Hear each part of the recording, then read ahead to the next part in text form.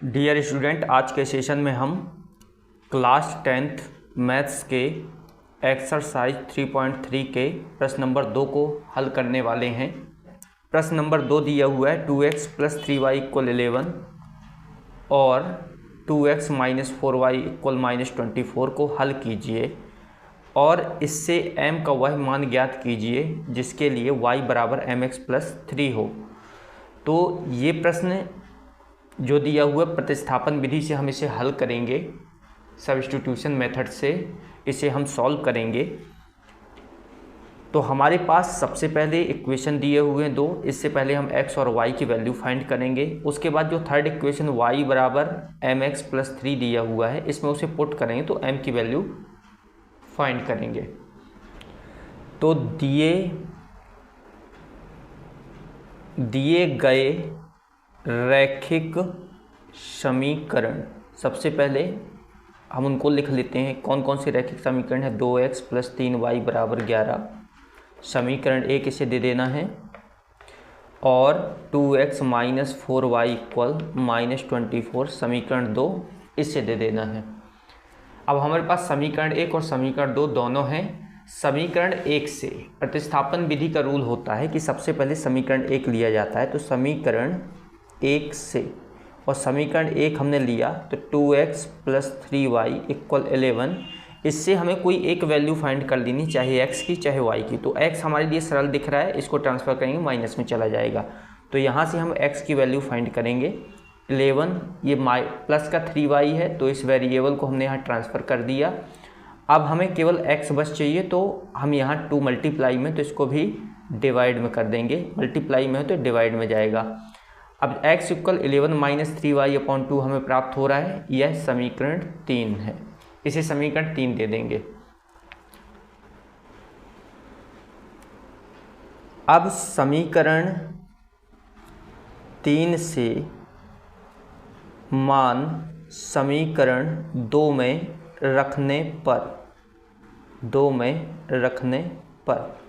समीकरण 3 का जो यह मान आया है x = 11 - 3y/2, इसे हम समीकरण 2 में पुट करेंगे। समीकरण 2 हमारे पास है 2x - 4y = 24। इसमें हमें x के स्थान पर जहाँ भी x दिखेगा उसमें जैसे x यहाँ पर है तो यहाँ पर हम पुट करेंगे 11 - 3y/2 समीकरण 3 के द्वारा।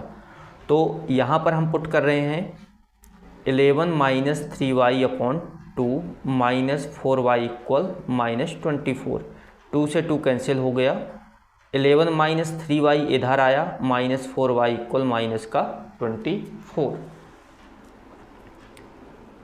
अब यहाँ 3y और 4y दिया हुआ है तो इन दोनों प्लस हो रहे हैं, माइनस माइनस प्लस होता है तो ये भी माइनस का ये भी माइनस का, तो दोनों प्लस होंगे तो 7y हो जाएंगे। 4 3 7 = -24, और 11 जो है इसे हम ट्रांसफ़र करेंगे तो -7y = हो जाएगा 24। ये प्लस का है तो माइनस में जाएगा।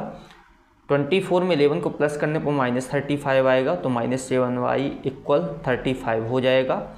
और y की वैल्यू यहाँ से हम फाइंड करेंगे तो 35/7, ये मल्टीप्लाई में तो डिवाइड में 7 5 जा 35, तो y की वैल्यू हमारे पास आ गई 5। y की वैल्यू हमें मिल रही y = 5।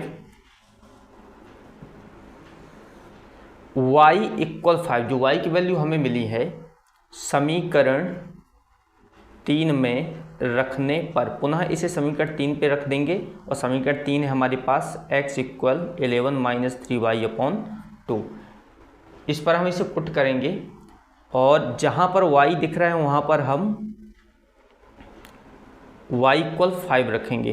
तो y के स्थान पर हम 5 रखना है /2, यहाँ 11 हो गया, 3 5 जा 15/2। 11 में से 15 माइनस होगा तो -4 आएगा, 4/2। यहाँ पर ये x की वैल्यू हमें फाइंड होगी, तो x = हमें मिल रहा है 2 2 जा 4 -2। तो हमें x की वैल्यू जो मिली थी, जो y की वैल्यू मिली थी, y = 5 मिली थी, और x की वैल्यू -2 मिल रही है यहाँ पर -2। तो अभीष्ट हल x = -2 और y = 5 होगा। अब हमारे पास एक तीसरा समीकरण दिया हुआ y बराबर एम एक्स प्लस थ्री, जो प्रश्न में हमने देखा था y बराबर एम एक्स प्लस थ्री, इसमें पुट करेंगे, m की वैल्यू निकालना है। x बराबर -2 और y बराबर 5 को y बराबर एम एक्स प्लस थ्री में रखने पर इसे इस पर पुट कर देंगे तो हमें यहाँ m की वैल्यू मिल जाएगी। तो अगर इसमें हम पुट करते हैं तो y की वैल्यू है हमारे पास 5, m हमें फाइंड करना है, x की वैल्यू -2 प्लस 3। यहाँ पर अगर इसे सॉल्व करें तो 5 इक्वल आ जाएगा -2m प्लस 3। अब इस 3 को हम ट्रांसफ़र कर देंगे, अचर है तो इसको हटाएंगे, हमें m की वैल्यू फाइंड करनी है। तो -2m इक्वल हो जाएगा, ये 5 अपनी जगह है, ये आ रहा है इधर माइनस की ओर, माइनस आएगा, प्लस 3 का -3 हो जाएगा। तो -2m इक्वल आ गया, 5 में से 3 -2 आ जाएगा, और m की वैल्यू जो है वो हो जाएगी अपॉन -2, मतलब -2 इधर है तो इधर चला जाएगा डिवाइड में, तो ये कैंसिल हुआ तो m इक्वल आ गया -1, और यही इसका राइट आंसर होगा, m इक्वल -1। तो हमने प्रश्न नंबर 2 को, यहाँ पर 2 समीकरण हमारे पास दिए हुए थे जिनके द्वारा हमने x y की वैल्यू फाइंड की है, और तीसरा समीकरण हमारे पास दिया y बराबर एम एक्स प्लस थ्री, जिसमें हमें m की वैल्यू फाइंड करना था। तो x और y का मान हमने इस समीकरण में रख दिया और हमें m की वैल्यू मिल रही है -1।